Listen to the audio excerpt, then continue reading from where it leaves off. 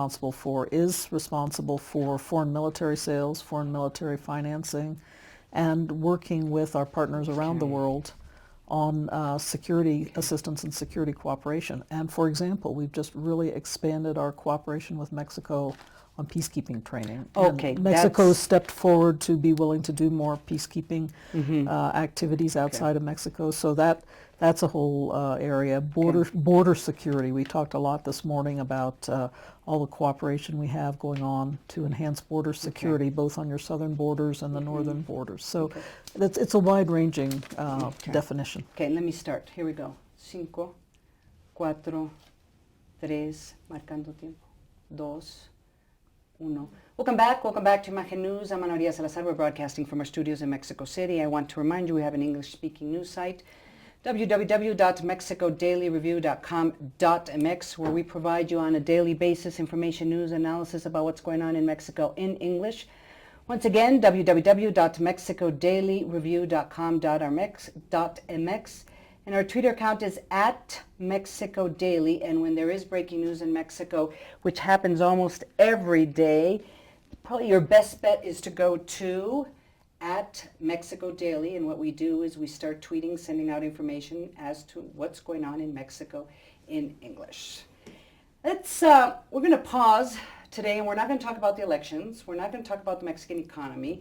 We're going to go back to one of the issues that we discuss quite frequently here on Imagen News, which is the relationship between Mexico and the United States. And there was a very interesting meeting that took place this week as everybody's preparing for the elections. And among the issues that were discussed had to do with security. I was looking at the press release. They talked about discussions also of climate change, talk about border security issues.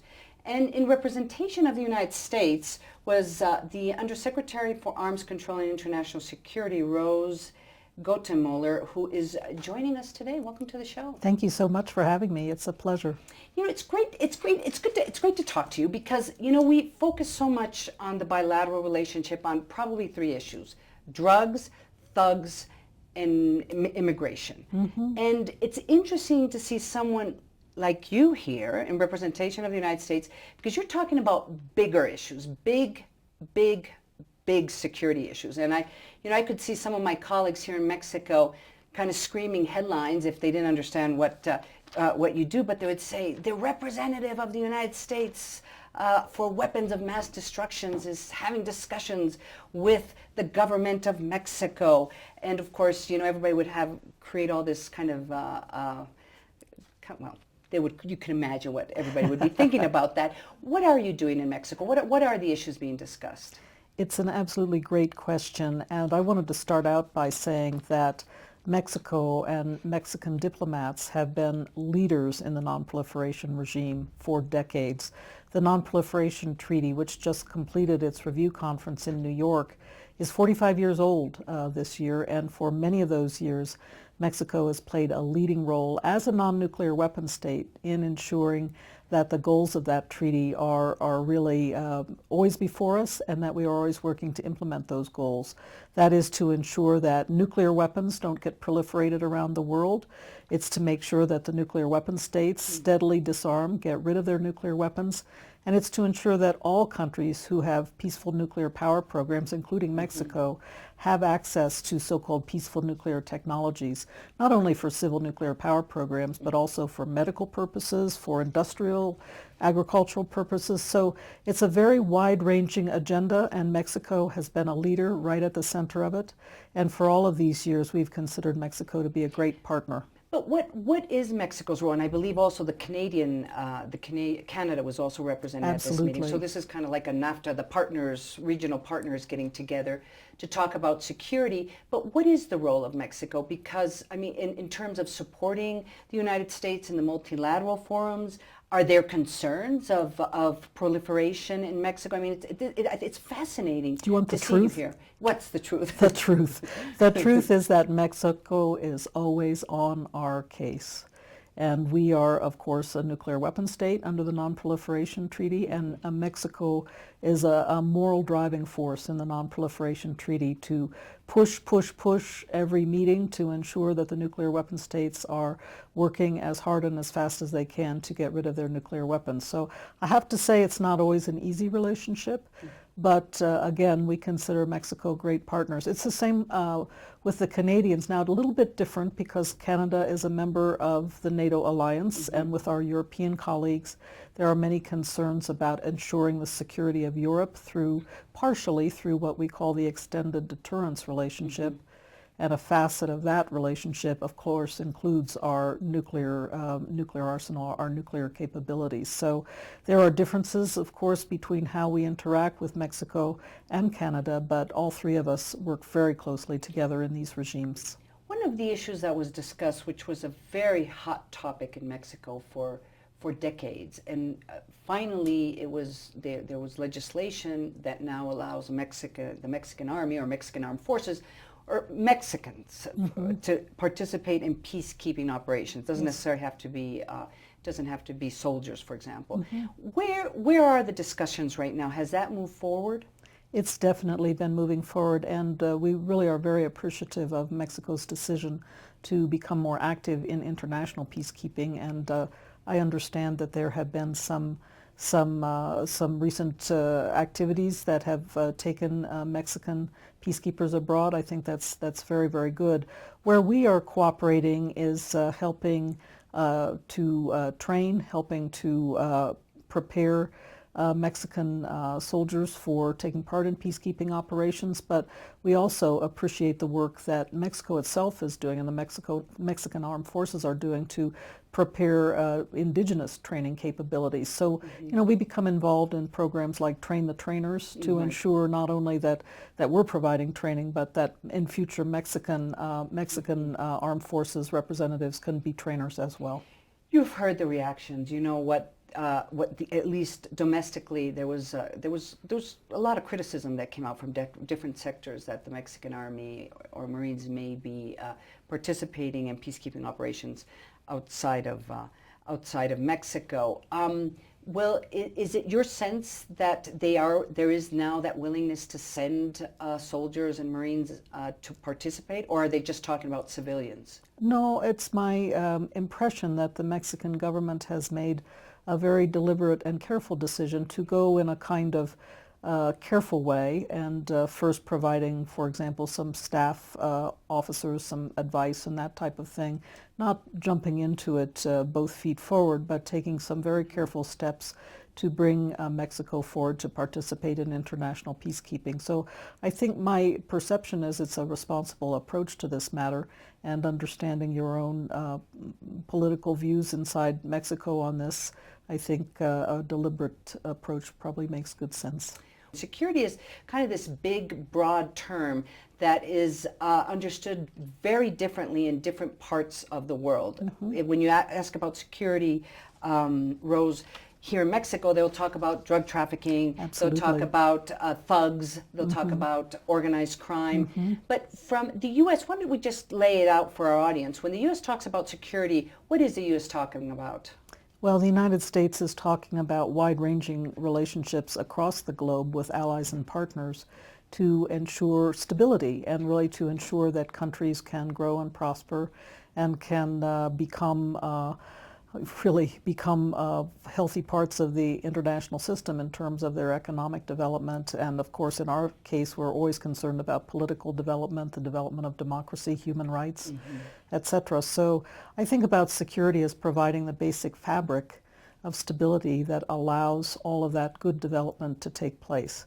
In my own particular case, I'm responsible, you're right, for everything from weapons of mass destruction to border training and control programs around the world.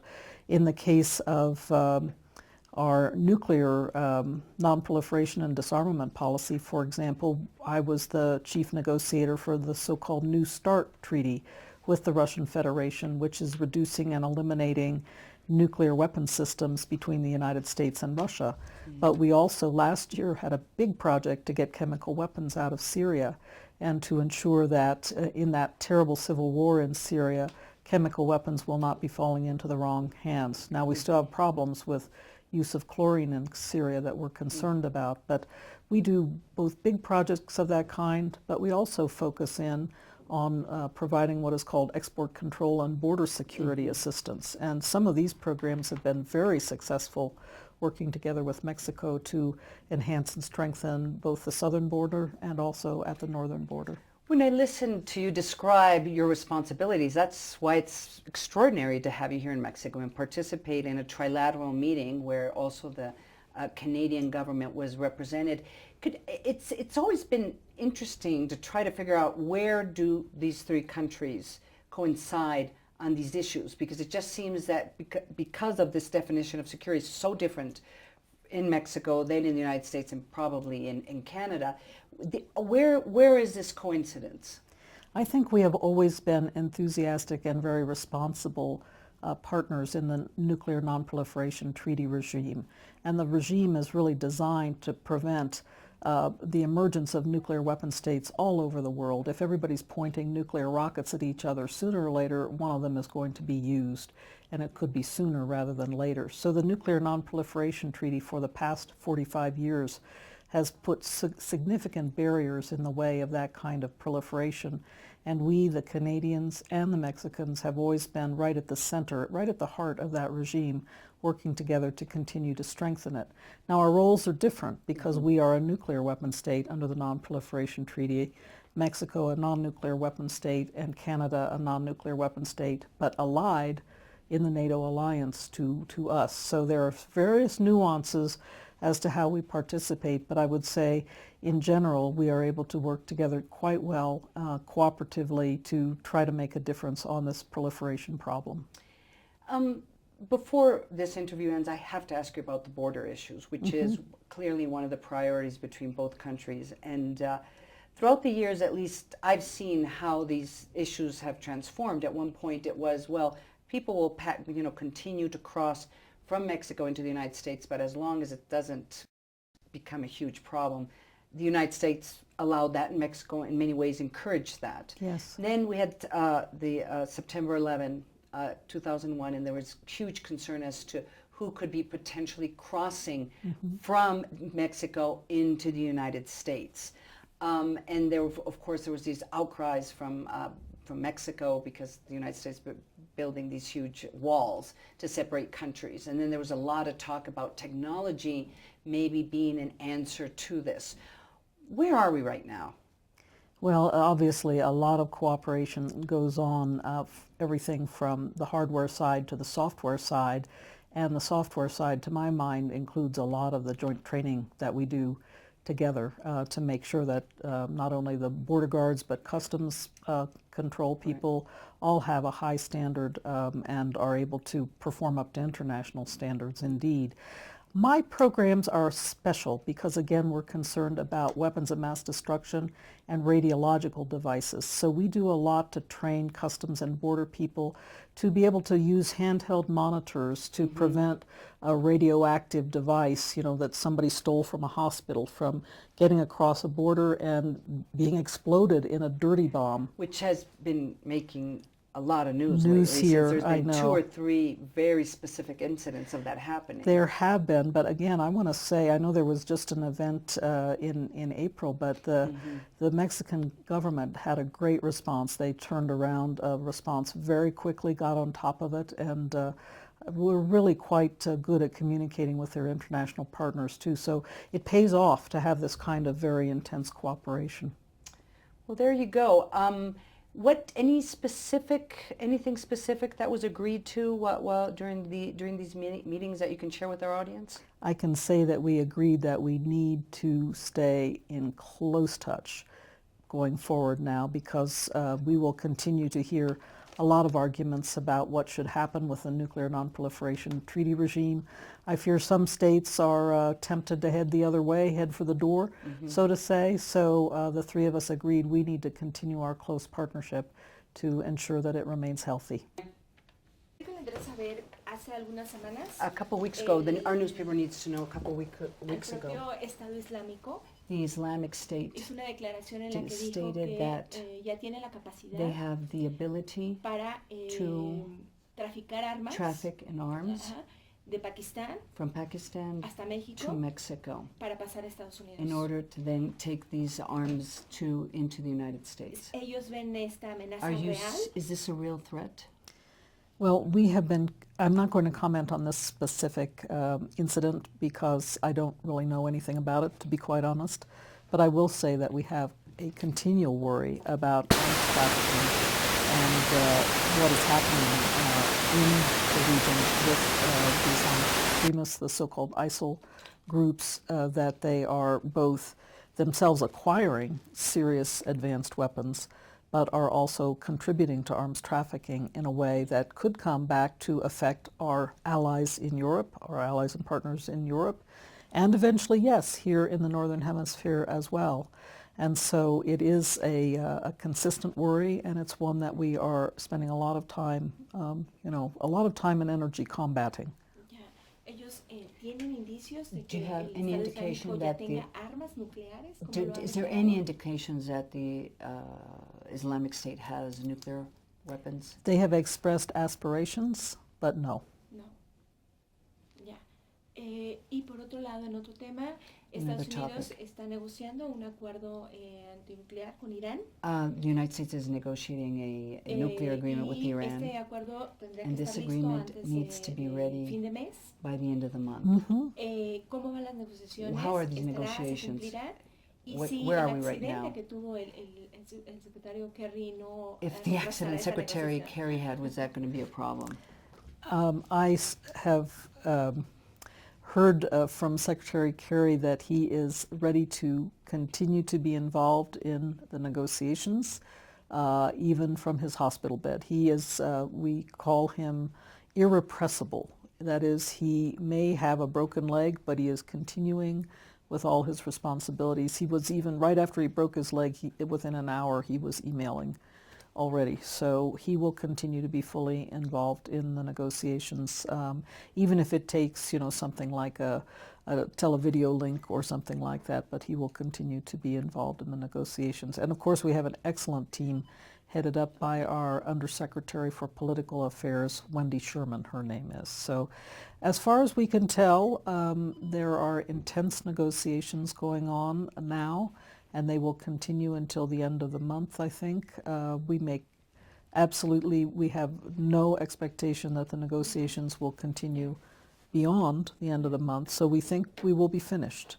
And as far as I can tell, the final details are being worked out, but there's still a lot of work to do. Claro. Y recientemente Estados Unidos Recently, the United no States fue la intención firmar un acuerdo que ya preveía la desnuclearización y se criticó porque dice que defiende a Israel. Ajá, A ver, pero sí, a ver. sí. La semana pasada Last week, Estados Unidos United States se rehusó refused to a sign firmar un acuerdo an agreement para empezar las negociaciones to start formales the normal de la negotiation with desnuclearización del Medio Oriente. Taking away nuclear weapons from the Middle East. Oh, this is the Non-Proliferation Treaty Review Conference, and this is the Weapons of Mass Destruction Free Zone Conference. And yes. that the United States refused to sign it because it was in defense of Israel. Yeah. Right. Yeah. Okay, well, it's rather, I would say, nuanced matter. Yeah. But the Non-Proliferation Treaty Review Conference, which happens every 5 years, we had negotiated a final document. So it wasn't a separate agreement about this matter. It was a final document that covered all of the issues that were being discussed in the review conference. And one issue, just one of many, was this issue of a Middle East weapons of mass destruction free zone. We were very concerned, in fact, that there was an effort to move away from how we have been cooperating on this since 2010, which is that all the states in the region, the Arab states, Israel, and the Iranians all had a kind of equal role and an equal voice in establishing this.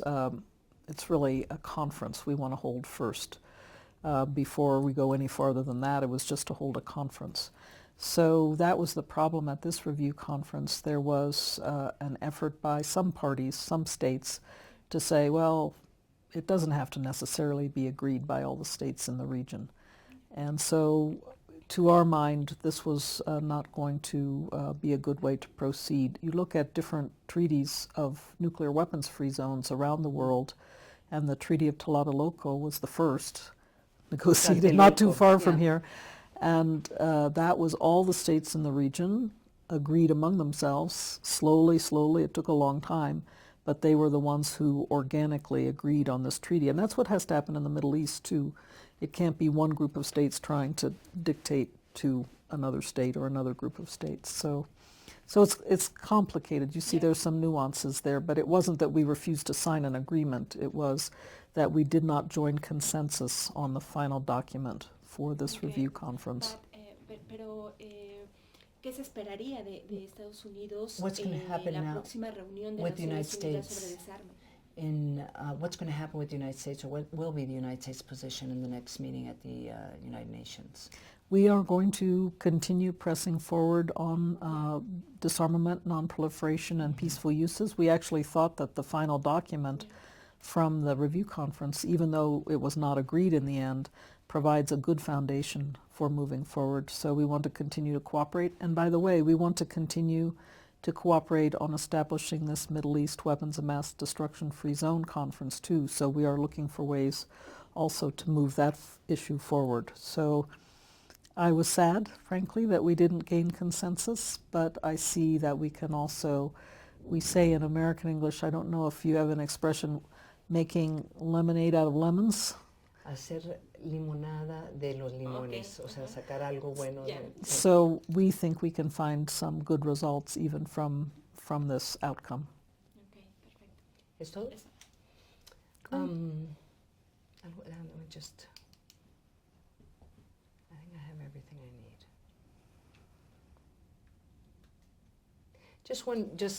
Just a point of information, of the projects you're working on, the funding, is it coming out of Merida or this is other funding?